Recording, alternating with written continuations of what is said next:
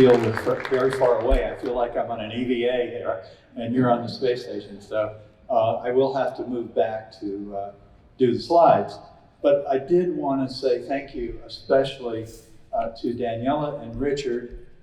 I am a rookie at this event, and it took me a long time to figure out how to do the paper, how to do the presentation, where to find everything. Thank you so much. I burned up the email trail with them.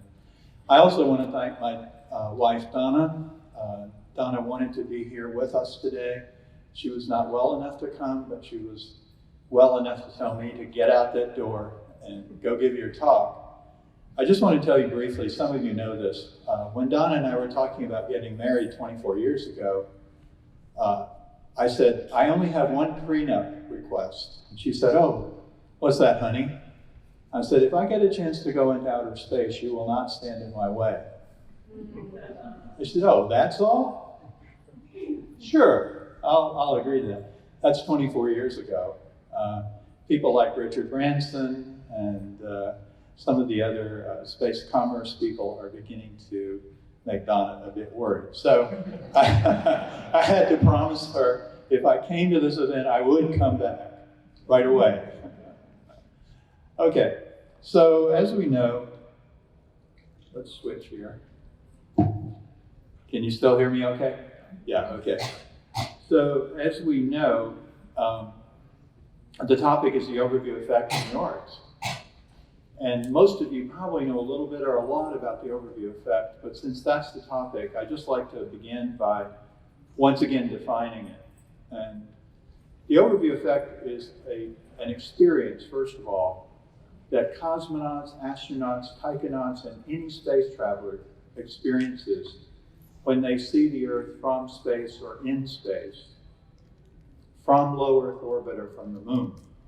And what's important about that is we've begun to document that it causes a shift in awareness, a shift in identity, actually a shift in worldview.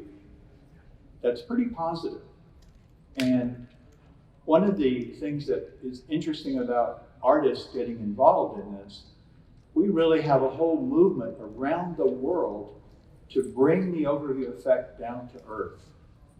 And the thinking is, if everybody, or even a percentage of everybody, could have that experience in some way, the world would be a better place. If you've ever heard an astronaut talk about it, I think you would probably agree.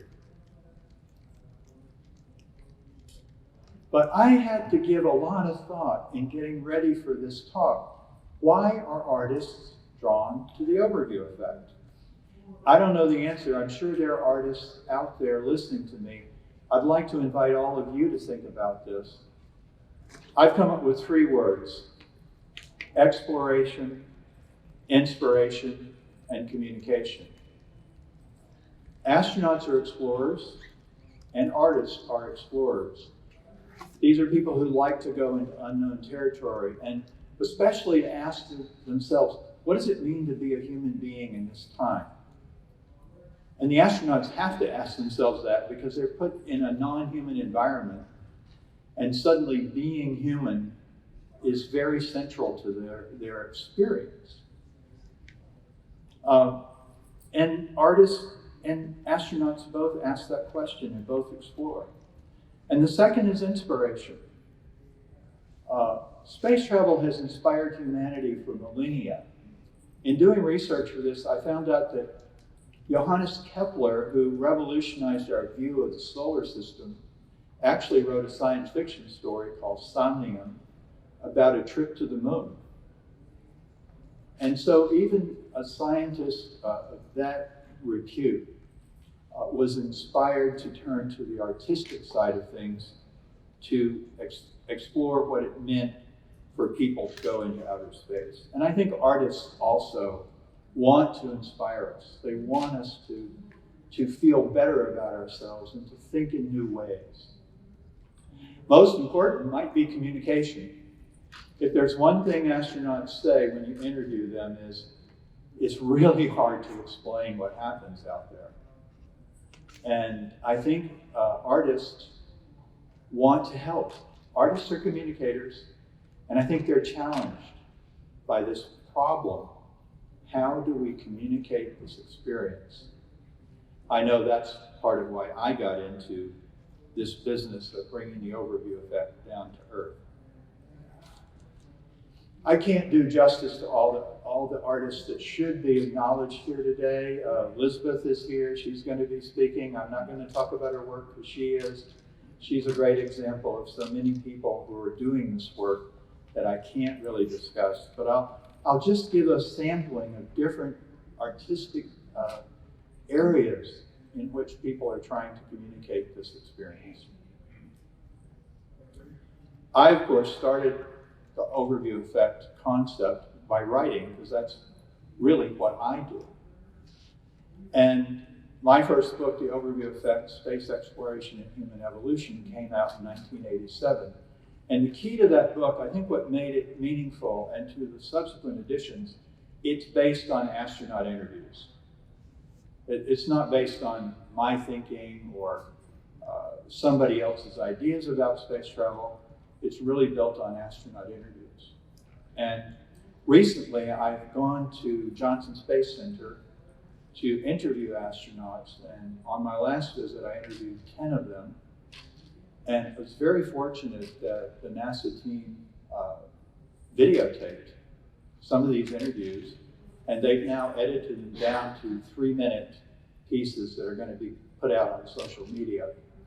So I want to show you a brief excerpt of one of the interviews that we did here. And it's going to show you what an interview looks like. It's going to show you the difficulty of this communication. And it's also going to show you how a different medium can bring new life to an interview. The difference between a video and print is quite profound. This is Tracy Caldwell Dyson. She's an active astronaut, and I'll let her tell her story. I'm going to have to interrupt her partway through because we don't have time, but here it is.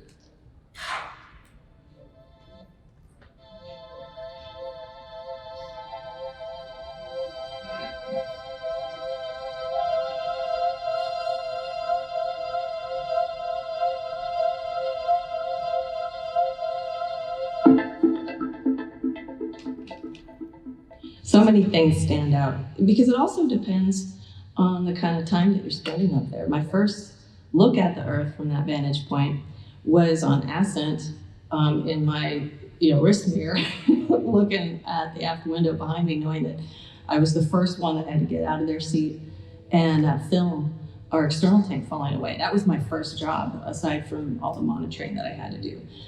And so my view of it was very fleeting and very technical.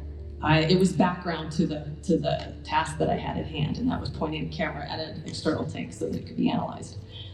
Then when we got into orbit, we had a very fast-paced mission, which all space shuttle missions were. You had 10 to 12 days of fast-paced work. And it was my commander, Scott Kelly, who carved out 90 minutes of entire orbit on flight day 10, and he said, to the rookies, the 3 of us, I want you guys all in that window, and I don't want you to move. And he already pre-coordinated it, got the lights turned off on the station so we could see everything in its grandeur. And that was the first moment that I had to really soak it in. And discovered a lot of things about my reaction to that view in that relatively short period of time. And then of course there was my space station flight where I lived up there for 6 months, and every night that I could, I was planted in that cupola, much like the picture shows, and gazing at it. And there wasn't a single regret I had about the time I spent there. In fact, it almost, I dare say, grieved me to think about how in the world am I going to describe this? There's no words. There's no picture I could take to do it justice. There's no watercolors that I could put on paper to come close to the vividness, the ever-changing picture that I see staring at this planet.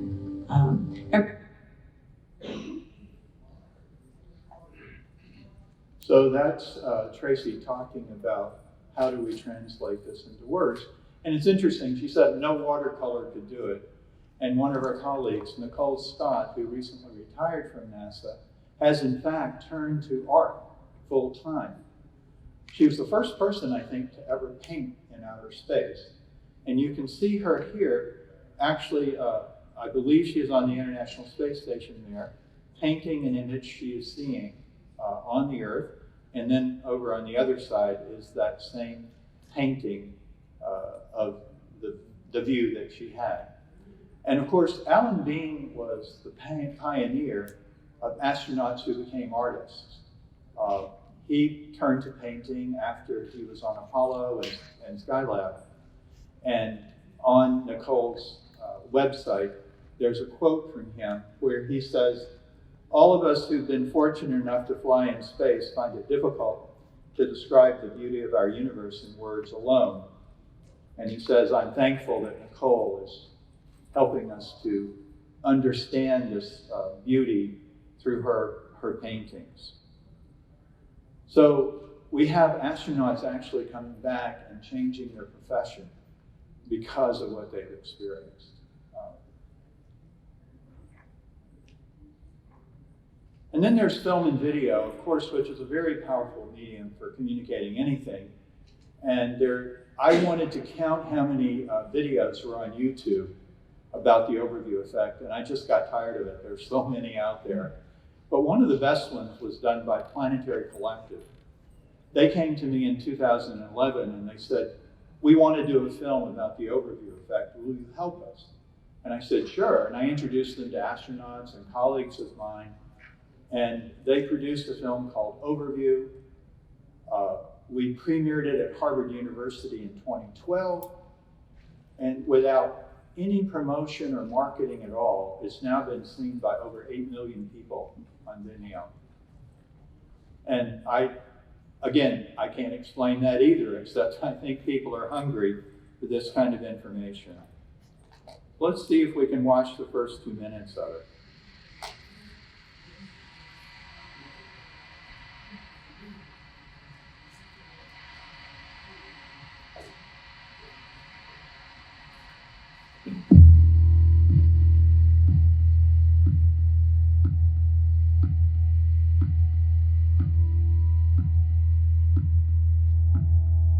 In 1968, Apollo 8 went to the moon.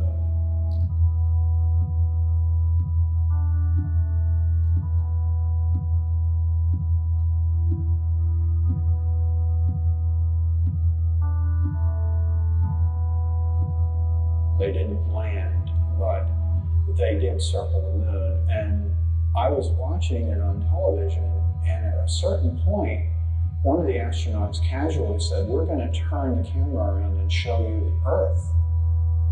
And he did. And that was the first time I had ever seen the planet hanging in space like that. And it was profound. I think that for me, like for many other people, it was quite a shock.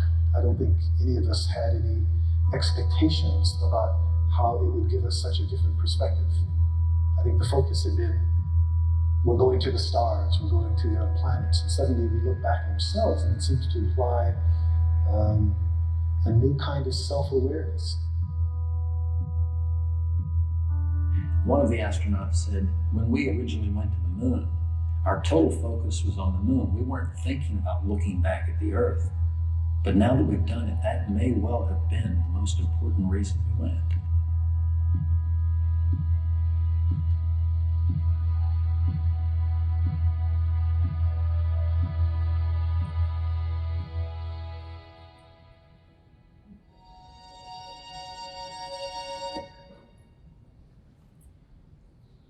So Overview is an incredible film. If you haven't seen the entire 19 minutes, it's really worth your while.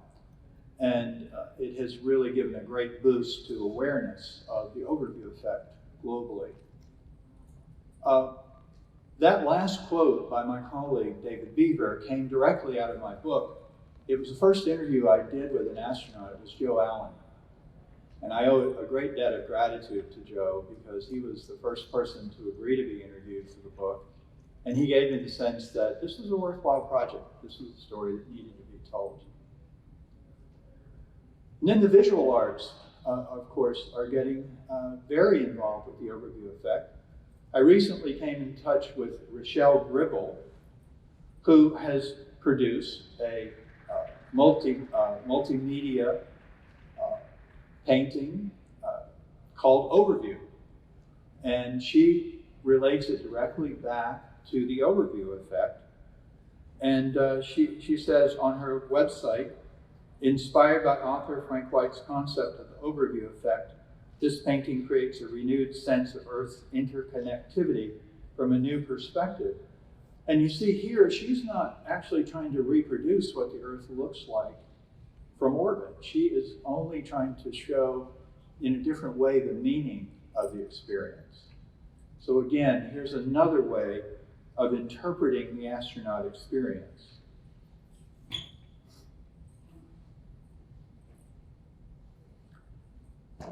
You know, we think of the overview effect as a visual phenomenon, but musicians are interested too.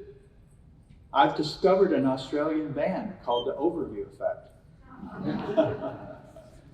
And they relate it directly back, and they say, you know, it inspired their music, and it means a lot to them.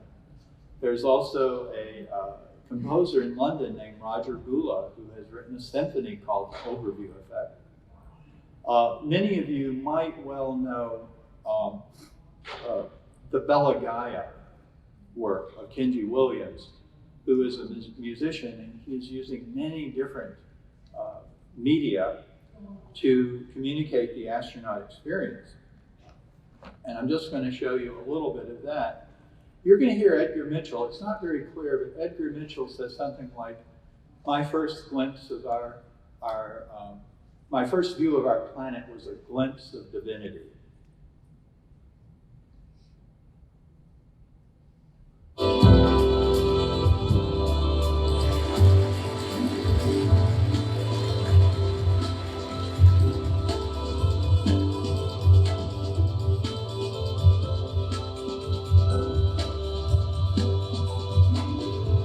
My view of our planet was a glimpse of divinity.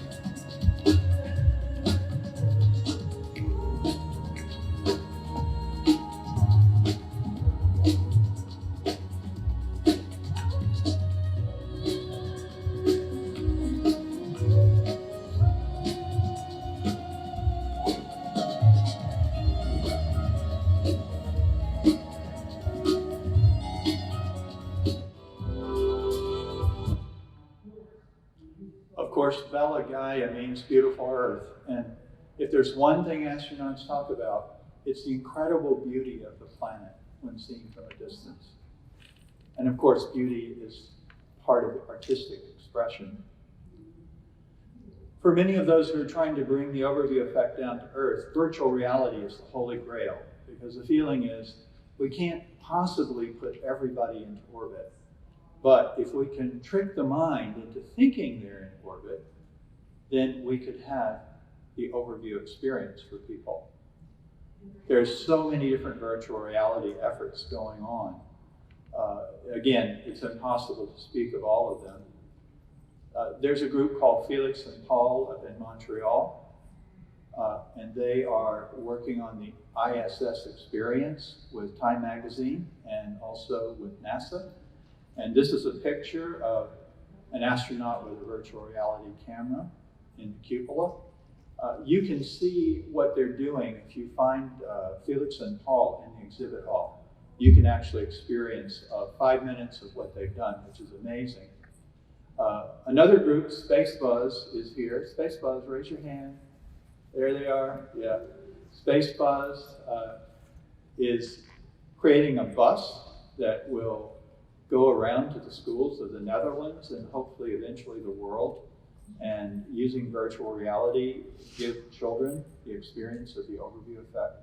And that's a very important audience because they're open, they're willing, they have no prejudices or preconceived notions of this, and it's a very, very innovative project. And they're also in the exhibit hall. So virtual reality is another area which is essentially artistic that is being used to create this experience. Speaking of which, our very own Daniela has created Cogito in Space, and she is working with neuroscientists, virtual reality, filmmakers,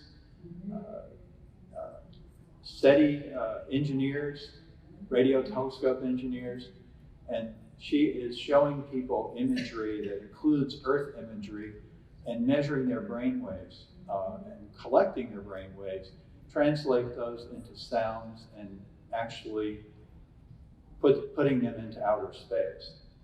And what we see here is would we call it a brainwave pattern? Yes, brainwave pattern of one of the people who has gone through this experience.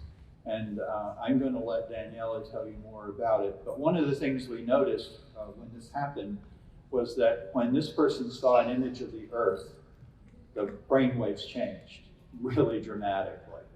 And it indicated to us something happened in that experience. But again, it's many different disciplines are working on Cogito. Also, another multidisciplinary area is cosmic perspective. And that's been created by Mary Liz Bender and her partner, Ryan Chalinsky.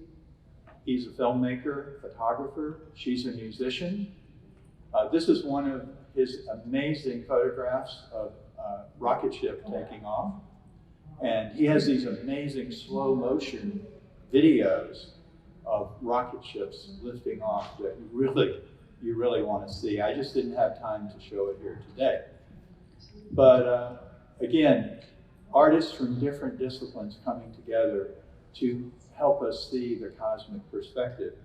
And one of the reasons I wanted to close with this image is that Mary Liz said to me, when she watches liftoff, it's like watching human evolution take place right before your eyes.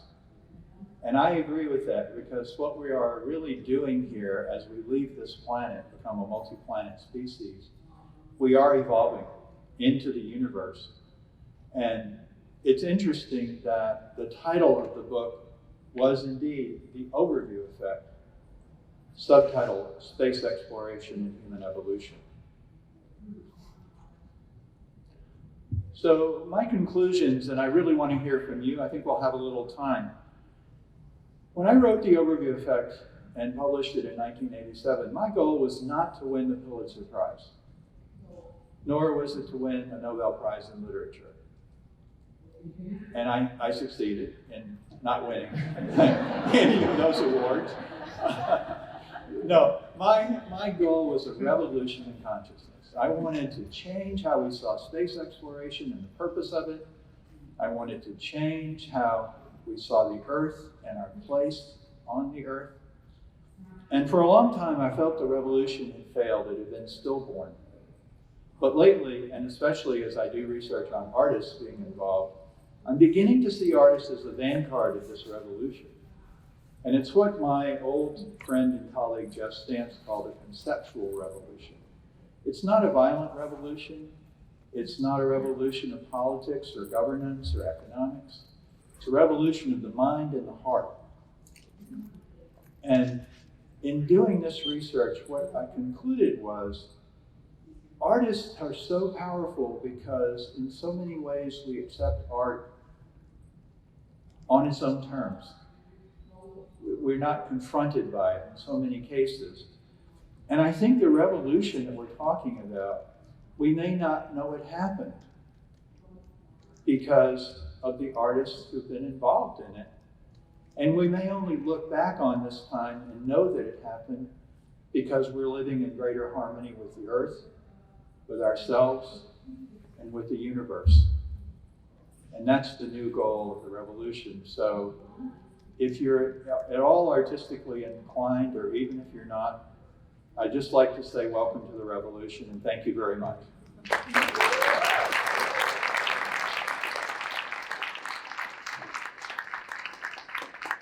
Many thanks, Frank. We have time for just one question, and I'm sure there is time later to talk directly to Frank.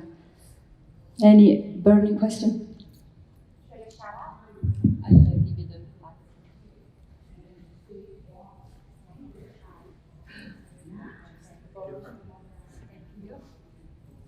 Thank you so much. Your work has been an inspiration for many of us. I have a question. Overview effect. Oh my God, sorry. That was a special effect I did not plan. So I hope everyone wakes up and excited. So overview effect is this kind of almost psychological response that we all share, and that's profound, that anchors us together as one species. But then at the same time, we are also all different. So how do you see the diversity in culture, in society, through history, and how that intertwine together with this shared emotion and response we have, and how these two combining together can help us moving forward? Yeah, that's a really good question and deserves a much longer answer. But what I'll say is, what the overview effect presents is actually diversity within the context of unity. When the astronaut is in orbit or on the moon, they see the unity. When they come back, they see the diversity and the differences. They don't lose that. And the point is, it's not that one or the other is more true, but what I hope we can do is not lose the understanding of culture and national origins and differences, but now see it in a new context of unity.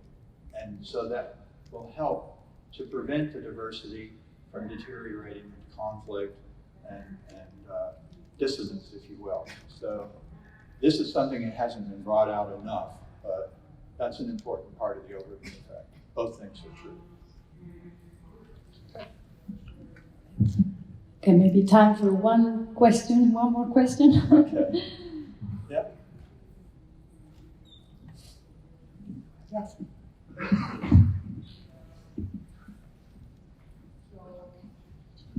Thank you. So you talk about wanting to bring the overview effect down to earth.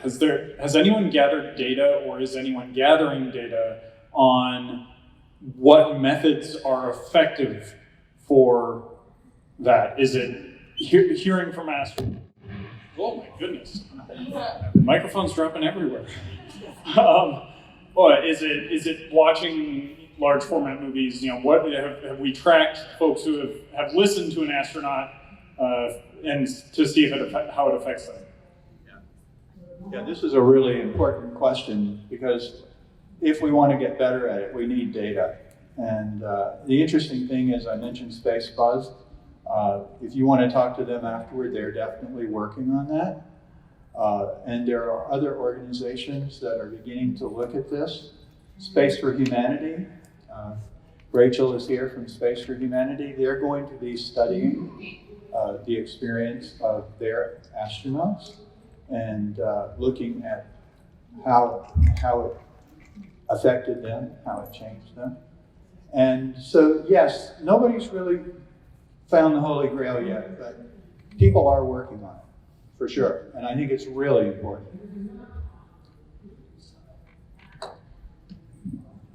Okay, thanks a lot, Frank. And we move on to the next speaker. Thank you.